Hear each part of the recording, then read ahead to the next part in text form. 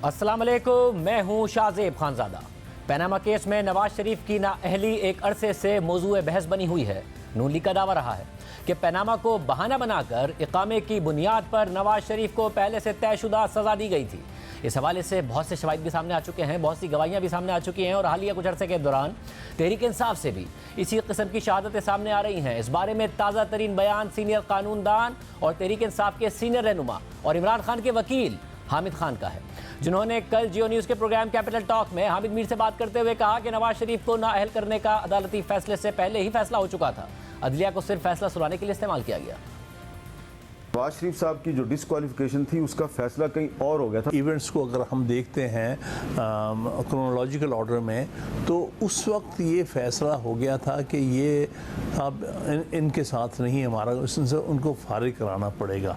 वो तो by chance उस ज़माने तक जब ये सारा मामला हुआ है तो पनामा पेपर्स लीक्स आ चुके थे। तो इसका मतलब ये है कि जो नवाज शरीफ साहब को सुप्रीम कोर्ट के जरिए डिसक्वालीफाई करवाया गया, वो फैसला एक्चुअली कहीं और हुआ था, जुडिशरी सर्विस इस्तेमाल हुई।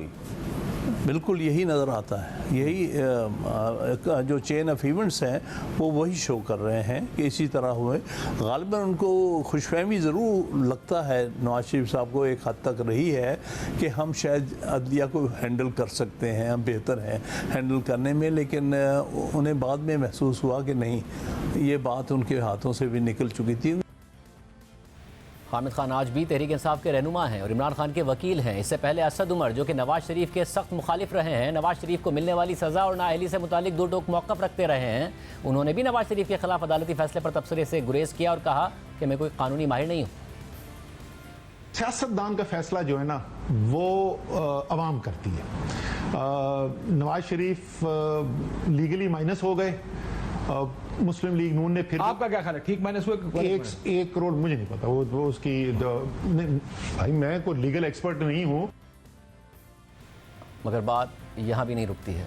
इमरान खान ने गुज़िश्ता दिनों मौजूदा हालात और वाक़यात के तनाजुर में सुप्रीम कोर्ट से रुजू किया तो अपनी पटिशन में उन्होंने आला अदलिया को ही चार्जशीट कर दिया और उसे एस्टैब्लिशमेंट के आलाकार के तौर पर पेश कर दिया। अपनी पटिशन के नुक्ता नंबर 9 में ही उन्होंने एक ऐसा मौक़िफ़ अपनाया कि जिसने आला अदलिया को चार्जशीट कर दिया। इमरान खान ने मौक़िफ़ अख्तियार किया कि हुकूमत अफवाज पाकिस्तान के बारे में गलत तासुर पैदा करना चाह रही है, जो मरियम नवाज का बुनियादी मकसद और हदफ है। मरियम नवाज इस मामले को एक ऐसे मौके के तौर पर देख रही हैं कि जिसके जरिए वो एस्टैब्लिशमेंट की जानिब से अपने वालिद को इक़्तिदार से निकाले जाने का बदला ले सकें। अभी संगीन इल्ज़ाम है जो इमरान खान ने बज़ाहिर मरियम नवाज पर लगाया है, लेकिन इससे सबसे ज़्यादा सुप्रीम कोर्ट पर सवाल उठा दिया है, क्योंकि नवाज शरीफ को तो अदालती फैसले के तहत नाअहल किया गया था और अब वो 5 रुकनी बेंच मजीद मुतनाज़ हो गया है, जिसने नवाज शरीफ को नाअहल करार दिया था। इस बेंच में जस्टिस आसिफ सईद खोसा, जस्टिस गुलजार अहमद, जस्टिस एजाज अफजल, जस्टिस अजमत सईद शेख और जस्टिस एजाजुल एहसन शामिल थे।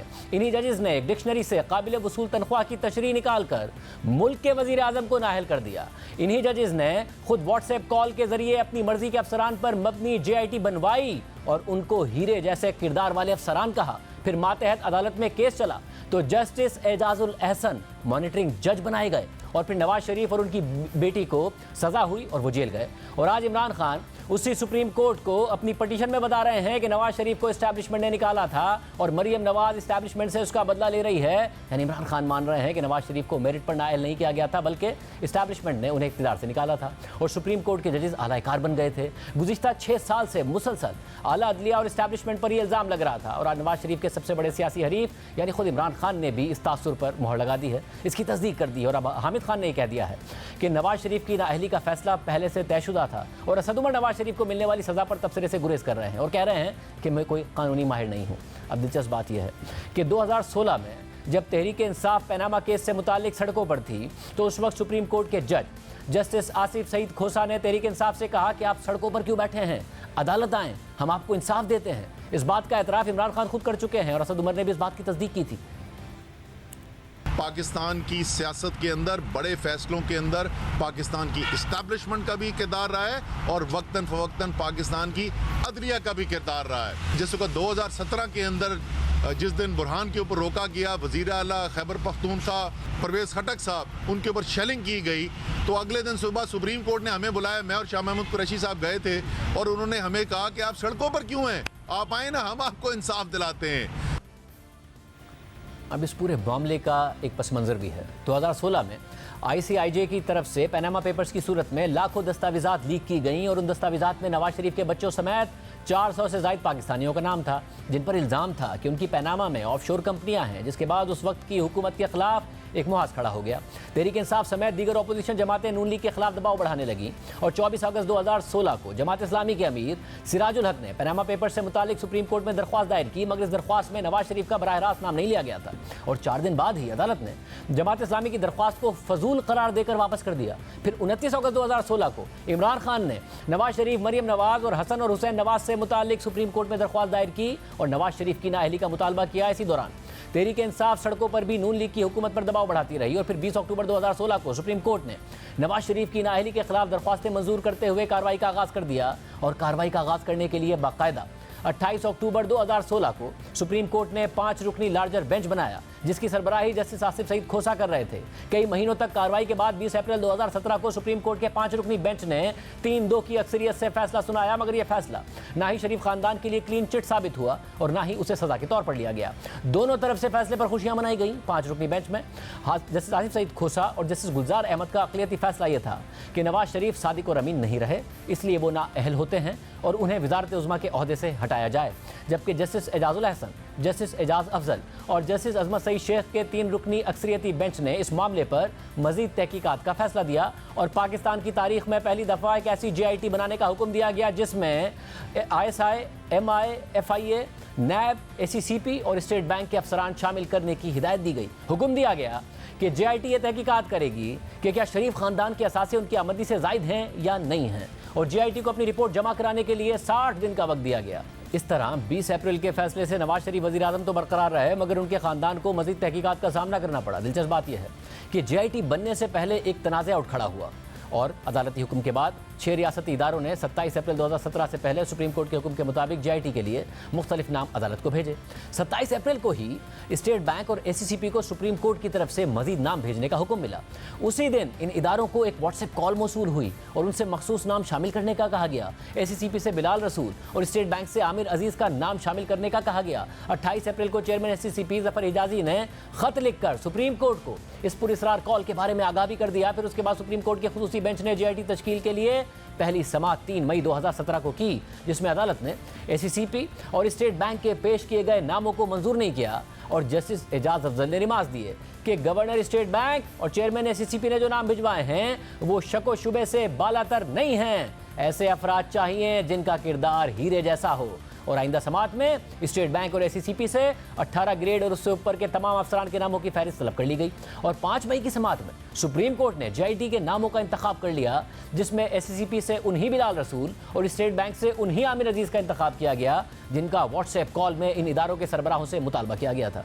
मगर इस मामले पर भी तनाज़ा खड़ा हो गया कि सुप्रीम कोर्ट JIT में मखसूस अरकान को डालने के लिए असरअंदाज हो रही है, मगर बाद में जून 2017 में होने वाली समाअत के दौरान जस्टिस एजाज अफजल ने खुद रिमार्क दे दिए कि हमने रजिस्ट्रार को लोगों को मुंतखब करने के लिए कहा था। हम सब चीज़ों पर नज़र रखे हुए हैं कि क्या हो रहा है, हमें नताइज का डर नहीं है, हमें कोई डरा नहीं सकता। हमने JIT को मुंतखब किया। और फिर इस हवाले से साबिक वज़ीर आज़म नवाज शरीफ के साबिक प्रिंसिपल सेक्रेटरी फवाद हसन फवाद ने दावा किया कि जब JIT बनी तो हमें इस हवाले से उस वक्त पता चला कि जब ACCP के चेयरमैन ज़फ़र हिजाज़ी ने हमें फ़ोन करके बताया कि सुप्रीम कोर्ट अपने मनपसंद नाम मांग रही है और मैंने उस वक्त सुप्रीम कोर्ट के रजिस्ट्रार से खुद इस हवाले से पूछा तो उन्होंने कहा कि जी सुप्रीम कोर्ट ने नाम मांगे हैं, लेकिन चीफ जस्टिस साकिब निसार की तरफ से नहीं मांगे गए हैं, बल्कि जस्टिस आसिफ सईद खोसा की हिदायत पर ये नाम मांगे गए हैं, क्योंकि चीफ जस्टिस साकिब निसार ने हमें बताया है कि पनामा केस से मुतालिक जो हिदायत लेनी है वो जस्टिस आसिफ सईद खोसा से लेनी है।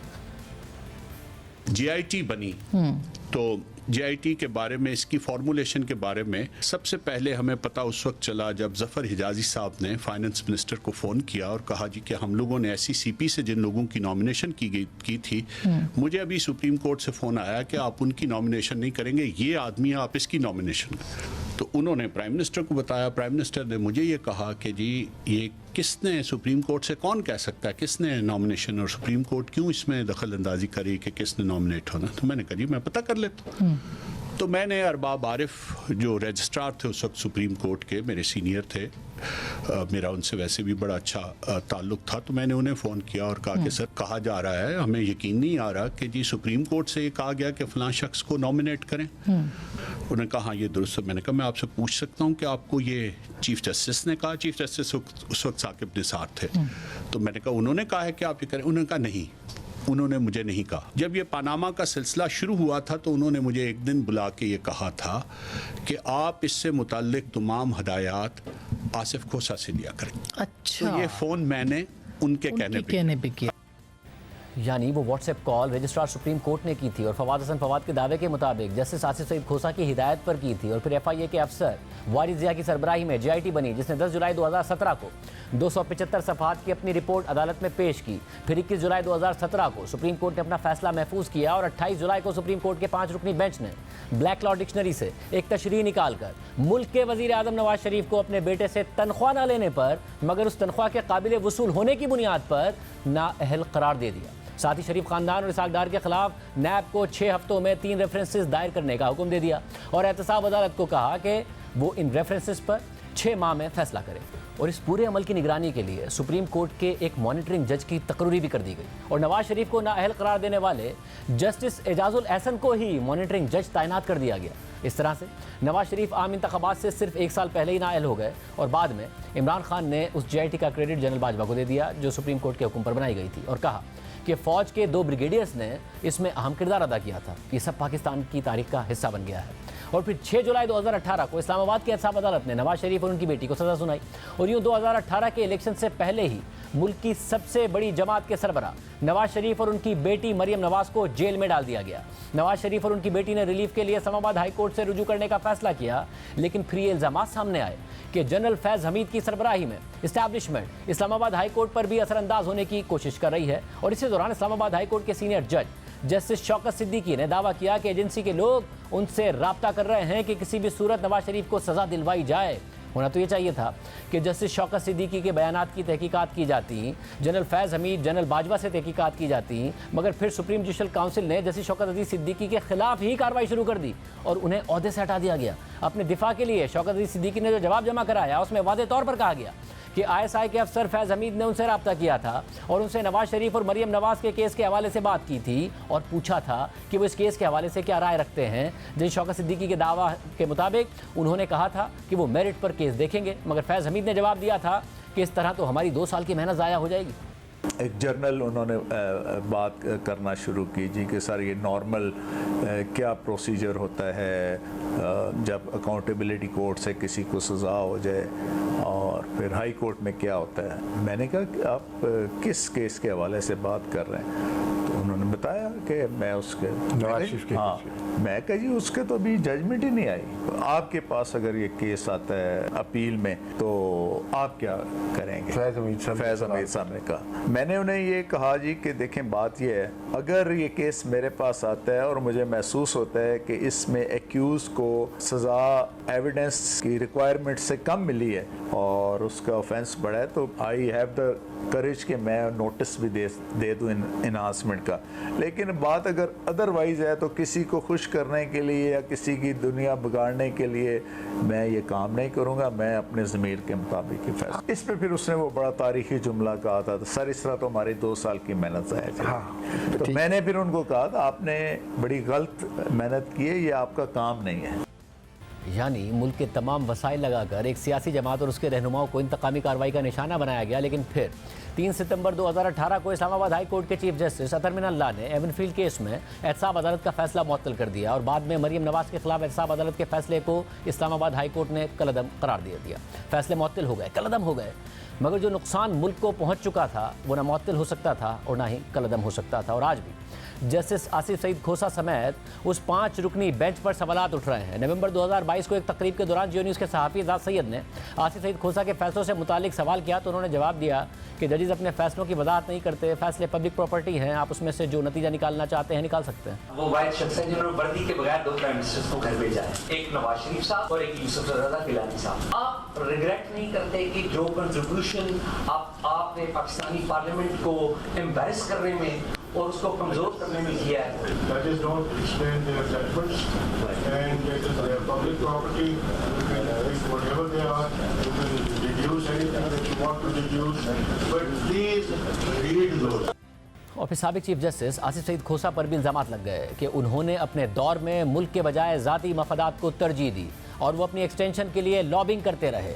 और जस्टिस आसिफ सईद खोसा का शुमार उन जजेस में होता है जिन्होंने ट्रायल से पहले ही नवाज शरीफ को पनामा केस में नाअहल करार दे दिया था और अपने फैसले का आगाज़ ही गॉड फादर के अल्फाज से किया था, जिसको इमरान खान ने अपनी 2018 की इलेक्शन कैंपेन में एक स्लोगन के तौर पर इस्तेमाल किया था। और फिर मरियम नवाज ने दावा कर दिया कि कोट लखपत जेल में नवाज शरीफ को एक वफ्द के जरिए पैगाम भिजवाया गया था कि जस्टिस आसिफ सईद खोसा को एक्सटेंशन दी जाए, मगर नवाज शरीफ ने इनकार कर दिया।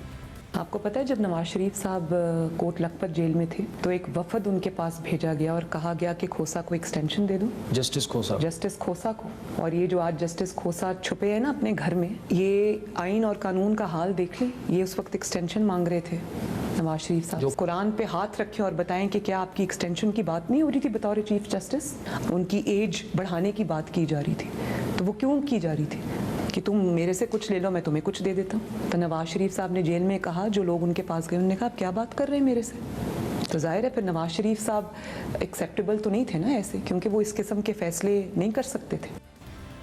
आम बात यह है कि 2019 में नवाज शरीफ अल-अज़ीज़िया रेफरेंस में सज़ा काटने के लिए जेल में थे और उस वक्त चीफ जस्टिस आसिफ सईद खोसा थे और उनकी मुद्दत मुलाजमत दिसंबर 2019 में ख़त्म होने वाली थी। लेकिन इससे पहले ही ये क़यासराइयाँ हो रही थी कि शायद चीफ जस्टिस आसिफ सईद खोसा की मुद्दत मुलाजमत में तौसी की जाएगी, मगर आसिफ सईद खोसा की मुद्दत मुलाजमत में आइनी तरमीम के बगैर तौसी नहीं हो सकती थी, क्योंकि आइन के आर्टिकल 179 के मुताबिक सुप्रीम कोर्ट का एक जज उस वक्त तक अपने दफ्तर में रहेगा जब तक कि वो 65 साल की उम्र तक नहीं पहुंच जाता। यानी 65 साल की उम्र के बाद सुप्रीम कोर्ट का जज रिटायर हो जाएगा और जस्टिस आसिफ सईद खोसा दिसंबर 2019 में अपनी रिटायरमेंट की उम्र को पहुंचने वाले थे। लेकिन उससे पहले ही अचानक सितंबर 2019 में बाकायदा इस हवाले से तहरीक इंसाफ की हुकूमत ने जजेस की रिटायरमेंट की उम्र में तब्दीली के लिए आइनी तरमीम के लिए एक बिल पार्लियामेंट में भी पेश कर दिया। साथ ही असनात मलिक की सितंबर 2019 की खबर के मुताबिक तहरीक इंसाफ की वफाकी हुकूमत ने जजेस की रिटायरमेंट की उम्र 65 साल से बढ़ाकर 68 साल तक करने का फैसला कर लिया है और इस हवाले से तहरीक इंसाफ के दो रहनुमा सैयद फ़खर इमाम और अमजद खान नियाजी ने आइनी तरमीम के लिए बिल भी पेश कर दिया है और हुकूमती हलकों में इस हवाले से गुज़िश्ता कई हफ्तों से मुशावरत चल रही है। जबकि खबर के मुताबिक उस वक्त नून लीग के करीबी वकील ने मौक़िफ़ अख्तियार किया था कि उनकी पार्टी इस बिल की हिमायत एक ऐसे वक्त में नहीं करेगी जब उसकी क़यादत को सुप्रीम कोर्ट की तरफ से टफ टाइम दिया जा रहा है। और एक और वकील ने यह मौक़िफ़ अख्तियार किया था कि दीगर जजेस जो आइंदा के लिए चीफ जस्टिस के उम्मीदवार हैं वो इस पेशरफ से खुश नहीं हैं। लेकिन इस मामले पर कोई पेशरफ नहीं हो सकी क्योंकि आइनी तरमीम के लिए 2/3 अक्सरियत की ज़रूरत होती है और तहरीक इंसाफ के पास ये नंबर्स पूरे नहीं थे और फिर हुकूमत ने इस मामले को आगे नहीं बढ़ाया। लेकिन अगर ये बिल आगे बढ़ता और मंजूर हो जाता तो इसके सबसे बड़े बेनिफिशरी जस्टिस आसिफ सईद खोसा होते और वो मजीद 3 साल के लिए पाकिस्तान के चीफ जस्टिस रहते। लेकिन ऐसा नहीं हो सका, मगर ये इबहम अब तक ज़रूर बरकरार है कि किसके कहने पर यह बिल पार्लियामेंट में पेश किया गया।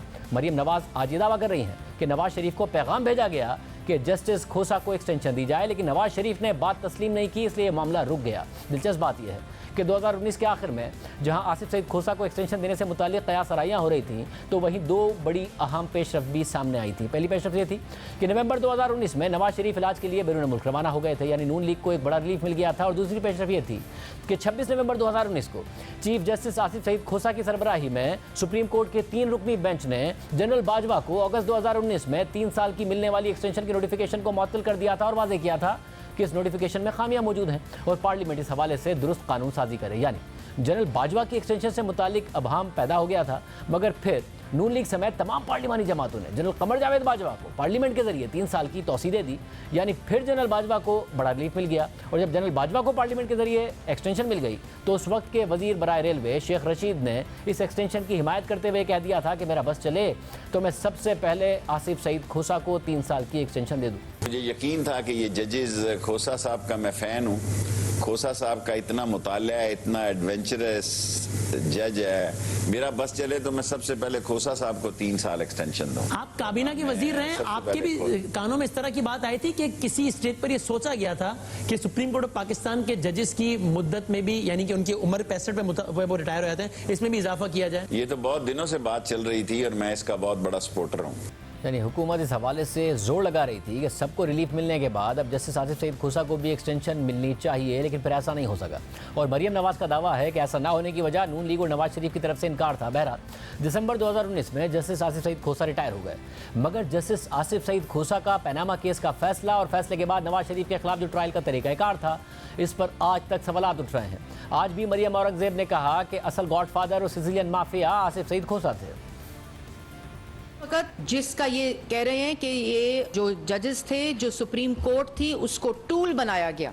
ये फैसला हो चुका था और उसके अंदर उस वक्त जो पनामा का बेंच था, जस्टिस आसिफ सईद खोसा साहब जो कहते थे सिसिलियन माफिया और गॉड फादर, तो इस सूरत हाल में जिसकी गवाही दे रहे हैं हामिद खान साहब, तो सिसिलियन माफिया और गॉड फादर तो जस्टिस आसिफ खोसा साहब खुद थे और खुद नजर आ रहे हैं। नवाज शरीफ से एक्सटेंशन मांगने से मुतालिक मरियम नवाज के इल्ज़ामात पर हमने जस्टिस आसिफ सईद खोसा से उनका मौक़िफ़ जानने के लिए उस वक्त भी पैगाम भेजा था, मगर उनकी तरफ से कोई जवाब नहीं आया था। आज भी हमने उनसे मौक़िफ़ मांगा मगर जवाब नहीं आया। आसिफ सईद खोसा अगर अपना मौक़िफ़ देना चाहें तो ये प्रोग्राम हाजिर है। सियासी इंजीनियरिंग और मुल्क के नाम पर ज़ाती मफादात को तरजीह देने के इल्ज़ामात के साथ पाकिस्तान के बड़े ओहदों पर फाइज रहने वाली अहम शख्सियात इंतहाई मुतनाज़ हो चुकी हैं, जिसमें साबिक army chief general Qamar Javed Bajwa, साबिक DGI लेफ्टिनेंट जनरल फैज़ हमीद और जस्टिस आसिफ सईद खोसा समेत 5 रुकनी बेंच के जजेस शामिल थे। इसके अलावा साबिक चीफ जस्टिस साकिब निसार शामिल थे। इनके फैसले पर अब हामिद खान ने भी सवाल उठा दिए हैं कि 5 रुकनी बेंच का जो फैसला था वो पहले ही हो चुका था और अदलिया को सिर्फ फैसला सुनाने के लिए इस्तेमाल किया गया। जनरल कमर जावेद बाजवा पहले ही तस्लीम कर चुके हैं कि उनके दौर में सियासी इंजीनियरिंग होती रही है और फौज अदालतों से लेकर पार्लिमानी मामला तक में मुदाखलत करती रही है। और जनरल बाजवा ने इन तमाम कामों से मुतालिक साबिक DGI जनरल फैज़ हमीद का नाम लिया और मीडिया में तफसीलात फराहम की कि जनरल फैज़ हमीद ने ही साकिब निसार के जरिए इमरान खान को सुप्रीम कोर्ट से रिलीफ दिलवाया। यानी एक तरफ नवाज शरीफ को नाअहल करने के लिए अदालतों को इस्तेमाल किया गया, तो दूसरी तरफ इमरान खान को अहल रखने के लिए अदालतों को इस्तेमाल किया गया। जबकि जनरल फैज़ हमीद ने अपना मौक़िफ़ देते हुए वाज़ेह किया था कि फ़ौज में जो काम भी होता है वो आर्मी चीफ की मर्जी से होता है। और इसी दौरान खुद साबिक चीफ जस्टिस साकिब निसार ने एतराफ़ भी कर लिया था कि वो रिटायरमेंट के बाद भी जनरल कमर जावेद बाजवा, जनरल फैज़ हमीद और इमरान खान से राब्ते में रहे हैं। सबसे बड़ा इंकिशाफ साबिक army chief general Qamar Javed Bajwa ने किया और उन्होंने ये तस्लीम किया कि एस्टैब्लिशमेंट ने अदालत के साथ मिलकर इमरान खान को गैर कानूनी तरीके से सादिक व अमीन करार दिलवाया था और फिर इमरान खान ने गैर कानूनी तरीके से हासिल किए जाने वाले सदाकत के सर्टिफिकेट को अपनी इंतखाबी मुहिम में भरपूर अंदाज में इस्तेमाल भी किया था। गुज़िश्ता साल के आखिर में सहाफ़ी जावेद चौधरी ने साबिक army chief general Qamar Javed Bajwa से 6 घंटे की तवील मुलाकात की थी और इस मुलाकात से मुताल्लिक उन्होंने 27 दिसंबर को एक कॉलम लिखा और फिर 29 दिसंबर को एक और कॉलम लिखकर बताया कि कैसे जनरल कमर जावेद बाजवा, जनरल फैज़ हमीद और साबिक चीफ जस्टिस साकिब निसार ने मिलकर मुल्क में सियासी इंजीनियरिंग की। कॉलम के मुताबिक हनीफ अब्बासी ने नवंबर 2016 में सुप्रीम कोर्ट में इमरान खान और जहांगीर तरीन के खिलाफ 2 पिटीशंस दायर की और इस्तदा की कि ये दोनों हजरात आइन के आर्टिकल 62 और 63 के तहत सादिक और अमीन नहीं हैं, इन्हें डिस्क्वालीफाई किया जाए। कॉलम के मुताबिक जस्टिस साकिब निसार उस वक्त चीफ जस्टिस थे, कमर जावेद बाजवा आर्मी चीफ और जनरल फैज़ हमीद मेजर जनरल और ISI में DGC थे। चीफ जस्टिस ने अपनी सरबराही में 3 रुकनी बेंच बना दिया।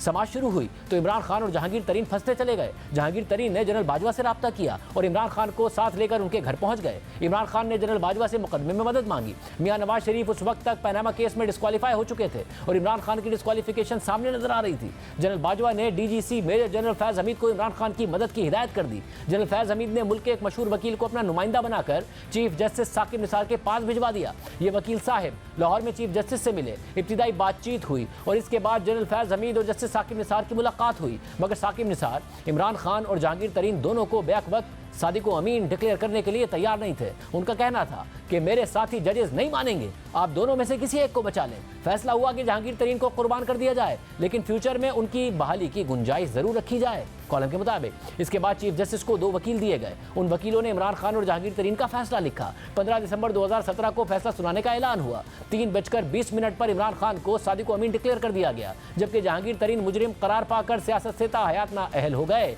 तरीन साहब बैलेंसिंग एक्ट का शिकार हो गए और फिर इमरान खान चंद दिन बाद शुक्रिया अदा करने एक बार फिर जनरल बाजवा के घर पहुंच गए और उनसे फरमाइश की कि हमने जहांगीर तरीन को ज़रूर बचाना है, मैं उसके बगैर हुकूमत नहीं चला सकूंगा। और फिर जनरल फैज़ हमीद को एक बार फिर टारगेट दे दिया गया। लेकिन फिर फरवरी 2018 में इमरान खान का बुशरा बीबी से निकाह हो गया। मार्च में इमरान खान की जनरल बाजवा से तीसरी मुलाकात हुई, उसमें जहांगीर तरीन का जिक्र आया तो इमरान खान ने कहा कि जनरल साहब आप उसको अभी रहने दें, हम फ्यूचर में देख लेंगे। जनरल बाजवा ये सुनकर हैरान रह गए और ये इमरान खान की तरफ से उनके लिए पहला धचका था। सिर्फ यही नहीं, बाद में हमारे प्रोग्राम में इमरान खान के साबिक करीबी साथी ओन चौधरी ने न सिर्फ इन तफसीलात की तस्दीक की बल्कि मजीद इंकिशाफ किया कि इमरान खान ने जहांगीर तरीन की नजरसानी की अपील मुस्तरद करने के लिए चीफ जस्टिस साकिब निसार को फ़ोन किया था। ओन चौधरी ने यह भी बताया कि इमरान खान 2018 के इलेक्शन से पहले जनरल बाजवा से मुलाकातें भी करते थे। मैं आज आपको एक और ब्रेकिंग न्यूज सुनाऊं शाहज़ेब भाई, आज तरीन साहब की रिव्यू पिटीशन को भी रिजेक्ट करवाने में डायरेक्ट साकिब निसार साहब को पीएम साहब का फोन जाता है कि ये रिव्यू पिटीशन आपने इस पे इनको रिजेक्ट कर देना है। आपके इल्म में है और आपने खुद ने जाती तौर पर यह बात देखी कि 2018 से पहले 16-17 के दौरान इमरान खान जनरल बाजवा से मुलाकात करने के लिए जाते थे? मैंने सच बोलना है, बिल्कुल जाते थे, क्यों नहीं जाते थे, झूठ क्यों बोलूं मैं।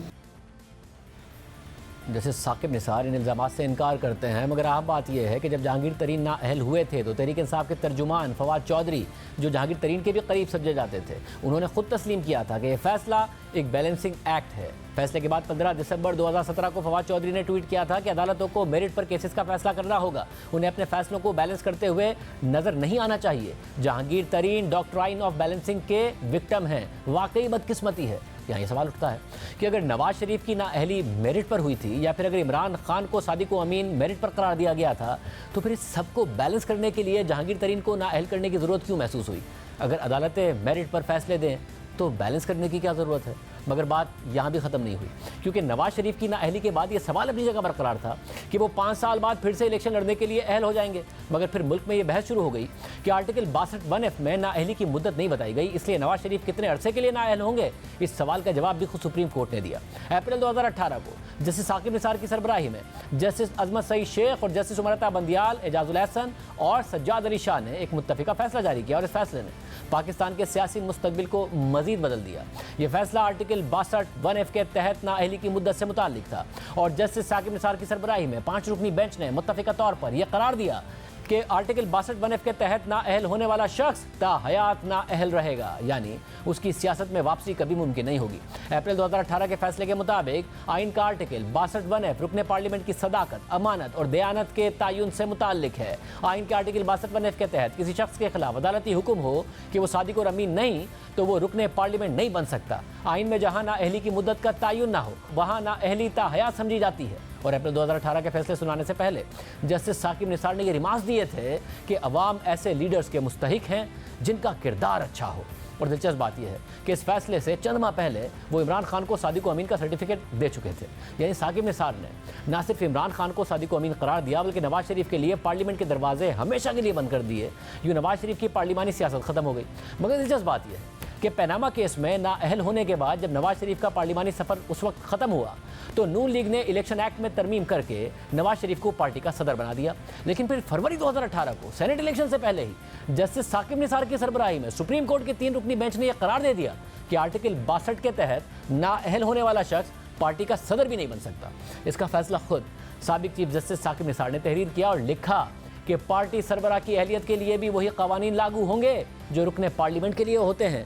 उसे भी 62-63 की शर्त पर पूरा उतरना ज़रूरी है। जो शख्स बादशाह बनने के लिए नाअहल हो उसे किंग मेकर बनने की आज़ादी नहीं दी जा सकती। नाअहल शख्स का इंतखाबी अमल से गुजरे बगैर पपेट मास्टर के तौर पर सियासी ताकत इस्तेमाल करना आइन से खिलवाड़ के मुतरादिफ है। यूँ नवाज शरीफ को साकिब निसार ने पार्टी सदारत से भी हटा दिया और करार दिया कि उनकी तरफ से भी पार्टी सदर की हैसियत से जो फैसले लिए गए हैं वो कलअदम हो जाते हैं। इस तरह नवाज शरीफ ने सेनेट इंतखाबात के लिए जो टिकट दिए थे उनकी भी कानूनी हैसियत ख़त्म हो गई और फिर नून लीग के सेनेट के उम्मीदवार पार्टी सतह पर नहीं बल्कि आज़ाद हैसियत में मुंतखब हुए। मगर मामला सिर्फ नवाज शरीफ की नाअहली तक महदूद नहीं था बल्कि जस्टिस साकिब निसार की सरबराही में सुप्रीम कोर्ट से नून लीग के अहम रहनुमा एक के बाद एक करके नाअहल होते चले गए। फरवरी 2018 में नून लीग के रहनुमा निहाल हाशमी को तौहीन अदालत के केस में नाअहल कर दिया गया। इलेक्शन से 1 माह पहले जून 2018 में नून लीग की रहनुमा दानियाल अजीज की तौहीन अदालत केस में नाअहली हुई। फिर अगस्त 2018 में नून लीग के एक और रहनुमा तलाल चौधरी को भी तौहीन अदालत के केस में नाअहल कर दिया गया। सिर्फ यही नहीं, 2018 के आम इंतखाबात के बाद नून लीग के 2 सेनेटर शाहिद खान अब्बासी की बहन सादिया अब्बासी और सेनेटर हारून अख्तर को दोहरी शरीयत की बुनियाद पर साबिक चीफ जस्टिस साकिब निसार ने नाअहल कर दिया। अब जहां 2018 के इलेक्शन से पहले और बाद में नून लीग के रहनुमा नाअहल हो रहे थे, वहीं साकिब निसार चीफ जस्टिस की हैसियत से इलेक्शन के महीने में यानी जुलाई 2018 को तहरीक इंसाफ के इत्तेहादी शेख रशीद के साथ रावलपिंडी के अस्पताल का दौरा कर रहे थे और साकिब निसार के इस कदम को नाकदीन सुप्रीम कोर्ट की तरफ से शेख रशीद की इलेक्शन मुहिम करार दे रहे थे। इसके अलावा भी साकिब निसार का इमरान खान और उनकी जमात के साथ गठजोड़ बार बार जाहिर होता रहा। उन्होंने डैम फंड बनाने का ऐलान किया, मुल्क से बाहर फंड रेजिंग के लिए गए तो इमरान खान के दोस्तों के साथ फंड रेजिंग करते, खाने खाते नजर आए। वहाँ पर तहरीक इंसाफ के रहनुमा भी मौजूद थे और ये साकिब निसार ही थे जिन्होंने बनी गाला को रेगुलराइज किया, ग्रैंड हयात बिल्डिंग के खिलाफ अपील खारिज कर दी। एक तरफ लाहौर की ऑरेंज लाइन ट्रेन मंसूबे पर काम रुकवा दिया और तहकीकात का हुक्म दे दिया, तो दूसरी तरफ पिशावर BRT पर इल्जामात लगे तो इदारों को तहकीकात से रोक दिया। पंजाब में PKLI जैसे इदारे पर काम रुकवा दिया। जैसे साकिब निसार मुल्क की आला तरीन अदालत को एक सियासी जमात के खिलाफ और दूसरी के हक में इस्तेमाल करते करते रिटायर हो गए। और फिर अब से कुछ दिन पहले जैसे साकिब निसार के बेटे की ऑडियो सामने आई कि कैसे वो तहरीक इंसाफ के MPA के टिकट के लिए अपने वालिद को क्रेडिट दे रहे हैं और दूसरी ऑडियो में टिकट के बदले 1 करोड़ 20 लाख रुपए से कम ना लेने का मुतालबा कर रहे हैं। जी सर, अस्सलाम वालेकुम सर। जी सर, हाँ जी, ये आपके एफर्ट सारे रंग ले आए हैं सर। मुझे इन्फॉर्मेशन आ गई हुई है। अच्छा सर, हाँ जी, तो अब बताएं अब क्या करना, क्या अभी टिकट तो छपवा रहे हैं, पहले ये छाप देना, ये इसमें लेट ना करें, टाइम बहुत थोड़ा है। बस बाबा को मिलने आ जाए शुक्रिया अदा करने के लिए। और हाँ ऑब्वियसली, क्या सी बात कर रहे हैं। वो आ जाएंगे 11 बजे तक ऑफिस, 11 बजे तक ऑफिस आ जाएंगे, उनको टिफिन डालने आ जाएंगे बस। और उन्होंने बहुत मेहनत की है, बहुत मेहनत की है, बहुत ज्यादा। व्हाट्सएप देखो। हाँ, ये बुजुर्ग ने भेजी तुम्हें? यार मैं भी कोई चीज हूँ। नहीं, ये बुजुर्ग ने भेजी, तुम्हें डायरेक्ट आई है। मुझे डायरेक्ट भी आ सकती है, जरूरी तो नहीं अबूजर ही भेजा है। क्या सीन है? कर ले दो बात ना। ओके, क्या मतलब बात कर लेता हूँ, डन डिसाइडेड था। हेलो, करके बात कर लूँ कि भेजो सामान मुझे। सामान भेजो नहीं, 1:20 से नीचे ना लेना तो मैं तुम्हारी टांगे तोड़ दूंगा। यार तुम फिर फोन पे बातें कर रहे हो कि यार उजैर, मतलब कि मेरे तो कोई इतना इशू हुई नहीं है, 1:20 से नीचे ना लेना उससे। ओके, मैं बता रहा हूँ, मैं मजाक नहीं कर रहा, ये बहुत बड़ी चीज है उजैर। मेरी जबान हुई हुई है ना, मैं जबान तुम तो मेरे लिए तुम, वरना मैं तुमसे बात नहीं करूँगा। चलो ओके, बताता हूँ मैं, वरना डायरेक्ट हो जाऊंगा और तो कुछ नहीं कर सकता मैं। डायरेक्ट कह दो, वो ज्यादा बेहतर है। उसने वो दफ्तर आ रहा है मेरे पास जमा करवा के। ओके, तुमने आना, तुम भी आ जाओ। ओके चलो बाय। मुल्क में करप्शन के खिलाफ एहतसाब का नारा लगाकर जो खेल शुरू किया गया था उसका ये नतीजा सामने आ रहा है और अब एक एक करके सब एतराफ़ कर रहे हैं। आम बात ये भी है कि पनामा केस में 436 नाम आए थे मगर सज़ा अब तक सिर्फ शरीफ ख़ानदान को मिली है। इस हवाले से गुज़िश्ता दिनों एक समाअत के दौरान जस्टिस सरदार तारिक मसूद ने रिमार्क दिए कि मिसाल तो ये भी है कि 436 अफराद में से ख़ानदान को अलग करके केस चलाया गया।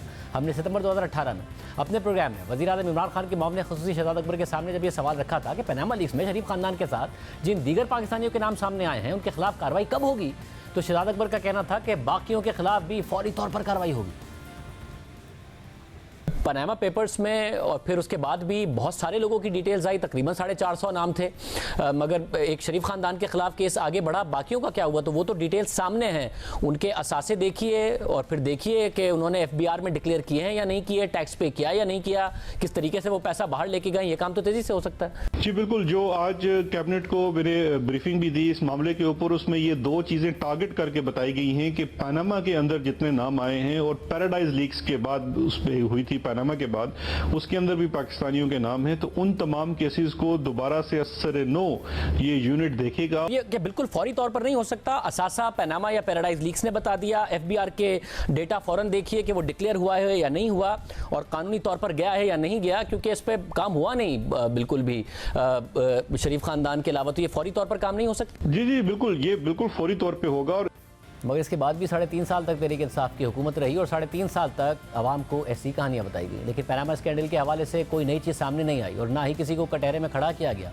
इस तरह मुल्क में करप्शन और एहतसाब का नारा लगाकर इस मुल्क को तबाह किया गया, इस्टेब्लिशमेंट और अदलिया के गठजोड़ के जरिए किया गया और आज मुल्क में सब कुछ भुगत रहा है।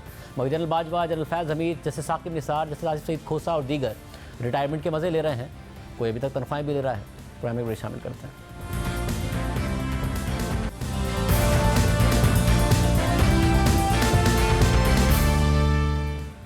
गुज़िश्ता दिनों वज़ीर ख़जाना इसाक डार ने हमारे प्रोग्राम में बताया कि बिजली के बेस टैरिफ में 3.5 से 4 रुपये इजाफा होगा और वो भी IMF की शराइत के मुताबिक होगा। मगर मसला ये है कि IMF प्रोग्राम के दौरान गुज़िश्ता 4 साल से ज़ायद के अरसे में तहरीक इंसाफ की हुकूमत ने भी गर्दिशी कर्ज़ों पर काबू पाने का बार बार दावा किया और बिजली की कीमतों में बार बार इजाफा किया, मगर गर्दिशी कर्जा 4 साल हुकूमत में दुगने से भी ज़्यादा बढ़ गया और अब गर्दिशी कर्जा 2600 अरब रुपये से भी तजावुज़ कर चुका है। मौजूदा हुकूमत भी दावे ही करती रही है, मगर सिर्फ गुज़िश्ता माली साल के 11 महीनों में गर्दिशी कर्जे में 394 अरब रुपए का इजाफा हुआ है, जिसमें से 249 अरब रुपए का इजाफा सिर्फ डिस्कोज के रिकवरी लॉसेस की वजह से हुआ है। और अब अगर मजीद 4 रुपए फी यूनिट तक का इजाफा किया गया तो बेस टैरिफ तकरीबन 29 रुपए फी यूनिट तक चला जाएगा। फिर उसके ऊपर टैक्सेस और सरचार्जेस अलग से लगे होंगे, यानी अवाम पर महंगाई का बोझ मजीद बढ़ जाएगा। मगर फिर भी गर्दिशी कर्जों का मसला हल नहीं होगा। जंग और द न्यूज़ में खालिद मुस्तफ़ा की खबर के मुताबिक सबसे ज़्यादा परेशानी की बात यह है कि आवाम से वसूल किए जाने वाले बिजली के बिलों के बेस टैरिफ में 57% सिर्फ और सिर्फ कैपेसिटी पेमेंट्स की मद में वसूल किए जा रहे हैं। मगर ये कैपेसिटी पेमेंट्स अगले माली साल में बढ़कर बेस टैरिफ का 63% हो जाएंगी। और बिजली पैदा करने वाले कारखाने अगर 1 यूनिट बिजली भी पैदा ना करें और बंद पड़े रहें तो भी उन्हें कैपेसिटी पेमेंट तो देनी पड़ती है। यानी एक तरफ आवाम को महंगी बिजली मिल रही है तो दूसरी तरफ वो भी घंटों की लोड शेडिंग के साथ मिल रही है। शदीद गर्मियों में डिमांड और सप्लाई का गैप 5000 मेगावाट से तजावुज़ कर गया है। आवाम को शहरी इलाकों में 10 घंटे और देही इलाकों में 16 घंटे तक की लोड शेडिंग का सामना है। यानी आवाम अपने बिलों में आधे से ज़्यादा हिस्सा सिर्फ बिजली के कारखानों की कैपेसिटी पेमेंट की मद में अदा कर रहे हैं और उन्हें बिजली भी नहीं मिल रही है। मगर उन्हें बिजली की कीमतों में इजाफा मिले जा रहा है क्योंकि IMF की डिमांड्स पूरी करनी है। मुआशी सुसरवी की वजह से गुज़िश्ता माली साल के 11 माह में 10.5% कम बिजली इस्तेमाल की गई। सिर्फ मई के महीने में बिजली की पैदावार में 16% कमी आई है। हुकूमत के पास इस सूरत हाल से निपटने के लिए क्या हिकमत अमली है? हमारे साथ मौजूद हैं वफाकी वज़ीर तवानाई खुर्रम सगीर साहब। खुर्रम सगीर साहब, बहुत शुक्रिया मुझे ज्वाइन करने के लिए। IMF की शराइत के मुताबिक एक और इजाफा आप करने जा रहे हैं, मगर कैपेसिटी पेमेंट का मसला हल नहीं होता नजर आता है, सर्कुलर डेट का मसला हल नहीं होता नजर आता है, वो मुसलसल बढ़े जा रहा है। आपके हुकूमत के पिछले 11 माह में पिछले माली साल के 394 अरब रुपए बढ़ गया। शुक्रिया शाहज़ेब साहब। सबसे पहले तो आपने जो अहम सवाल है कि हम इससे कैसे निपटेंगे इस सारे मामले से, तो हम एक तरीके, सबसे बड़े तरीके जो हम निपटे हैं कि हमने पिछले 1 साल में वज़ीर आज़म शहबाज शरीफ की लीडरशिप में सिस्टम में 5000 मेगावाट बिजली ऐड की है, नई डाली है, जिसमें से 2000 मेगावाट तो हमारे अपने कोयले से बनने वाली थर कोल की बिजली है। जो 3 CPEC के प्रोजेक्ट्स इमरान खान के दौर में मुजरमाना तौर पर गफलत का शिकार हुए थे, वो अब पूरी तरह चल रहे हैं। शंघाई इलेक्ट्रिक, टेल और थल नोवा, तो 2000 मेगावाट बिजली वहाँ से आई है। उसके अलावा 1100 मेगावाट जो है K3 का न्यूक्लियर प्लांट जो है वो अल्हम्दुलिल्लाह उसका भी इफ्तिताह शहबाज शरीफ साहब ने इस साल के आगाज़ में किया था, वो चल रहा है। और पिछले साल हमने करोट हाइड्रो इलेक्ट्रिक पावर, वो जो रुका हुआ था 4 साल से, उसका भी इफ्तिताह कर दिया 720 मेगावाट का। तो हमने 3800 मेगावाट बिजली तो बाकायदा तौर पे ऐड की है। और एक जो RLNG का चौथा प्लांट था जो हवेली बहादुर शाह में है, वो अभी ट्रायल फेज़ में है, लेकिन उसकी भी हम जब हमें ज़रूरत पड़ती है तो हम पूरी उसकी जो 1100 मेगावाट है वो हासिल कर लेते हैं। तो ये 5000 मेगावाट हमने सिस्टम में ऐड किए, जिसकी वजह से इस साल हमें बिजली की शॉर्टफॉल में बेहतरी हमें हुई है। हम ये नहीं कह सकते ख़त्म हुई, क्योंकि नेम प्लेट कैपेसिटी है इस वक्त सिस्टम जनरेट कितनी कर रहा है, क्योंकि लोड शेडिंग बहुत ज़्यादा है। 5000 मेगावाट का शॉर्टफॉल बताया जाता है। 11 माह में पिछले माली साल के जो बिजली की पैदावार है उसमें 10% की कमी है। सिर्फ मई के महीने में 16% की कमी है।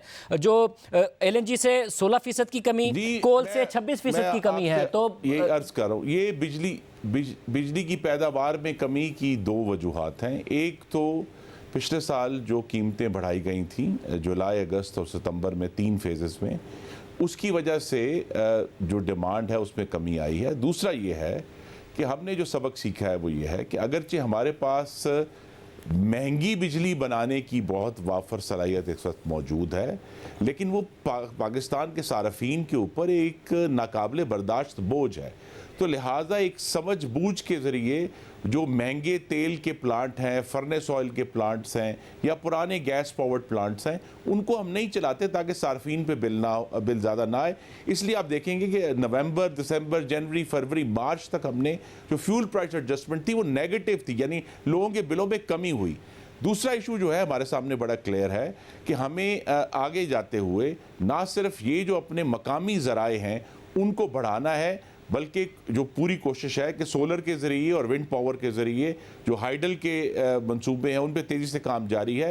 तो आने वाले 3 से 5 साल में हम ये देख रहे हैं कि इंशाअल्लाह ना सिर्फ बिजली की जो सस्ती बिजली की पैदावारी जो मिकदार है उसमें इजाफा होगा, बल्कि सार्फिन के लिए कीमत भी कम होगी। IMF की डिमांड ये है, वो ये नहीं कहते कि आप कीमत बढ़ाएं, वो ये कहते हैं कि आप अपने गर्दिशी कर्जे की जो बढ़ने की जो स्पीड है उसको कम करें, उसको कम से कम करें। तो लिहाजा हमारी कोशिश ये है पहली फेज़ में ये कि हम अपने इस्लाहात के ज़रिए इसको बढ़ाएं, लेकिन जो 2-3 इश्यूज़ हैं इसका ये फैसले जो हैं ये पॉलिटिकल इकोनॉमी के हैं। मगर देखिए ना, फर्नेस ऑयल से प्रोडक्शन में जरूर कमी आई है। जितनी होगी, मुझे मुकम्मल करने, मुझे इजाज़त दे दें, पूरे मुल्क में बिजली कीमत एक जितनी होगी, लिहाजा उस बिजली को एक कीमत पर रखने के लिए सिर्फ कराची के शहर को 171 अरब रुपए की सब्सिडी फेडरल गवर्नमेंट देगी। तो ये ऐसे इश्यूज हैं जिनका सर्कुलर डेट के ऊपर डेफिनेटली इफेक्ट है, लेकिन ये हमारे फैसले हैं पाकिस्तान के अवाम की फलाह के लिए। और कराची के शहरियों को अब 171 अरब रुपए की सब्सिडी ऑलरेडी फंड करके अगर हुकूमत सब्सिडी देगी और फंड कर देगी तो जाहिर है वो रकम सर्कुलर डेट में नहीं जा रही होगी। मगर कोल, आपने कहा फर्नेस ऑयल से हम नहीं बना रहे आप 64% कमी है 11 माह में, मगर कोयले से पैदावार में बिजली की में 26% कमी है, एलएनजी से पैदावार में 16% की कमी है। अगर कैपेसिटी है जो कि आप कह रहे हैं और ऐड की है और पैदावार नहीं हो रही है तो कैपेसिटी पेमेंट तो आवाम को अदा करनी पड़ रही है। तो सर्कुलर डेट का मसला तो आप नहीं हल कर पाएंगे, क्योंकि अगर बिजली की कीमतें बढ़ाएंगे और आप कह रहे हैं कि उससे इस्तेमाल में कमी आती है, फिर रिकवरी लॉसेस और चोरी में इजाफा हो जाता है, तो इसका हल कैसे निकलेगा? तो एक साइकिल है ना जिसमें हम फंस गए।